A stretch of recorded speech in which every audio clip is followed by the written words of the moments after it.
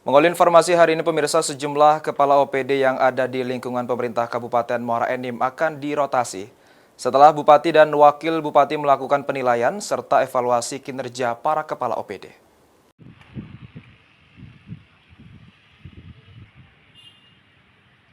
Sudah lebih 6 bulan menjabat sebagai Bupati Muara Enim dan Wakil Bupati Muara Enim, Edison dan Sumarni selaku pimpinan daerah akan melantik atau merotasi pejabat di lingkungan pemerintah Kabupaten Muara Enim. Bupati Muara Enim Edison menjelaskan setelah masa evaluasi selesai, pimpinan daerah dalam hal ini Bupati dan Wakil Bupati berhak melantik dan merotasi pejabat di setiap OPD, tanpa harus mengajukan rekomendasi atau permohonan kepada Kemendagri terlebih dahulu.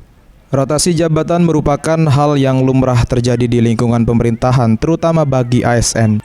Jika kinerjanya bagus selaku pimpinan harus dipertahankan. Akan tetapi jika memang kurang tepat akan dirotasi sesuai dengan keahlian pegawai. Akhir dari masa jabatan saya dengan Ibu Sumarni untuk mengevaluasi sesuai dengan undang-undang aturan yang ada kan, sejak menjabat sampai dengan 6 bulan berikutnya itu masa evaluasi.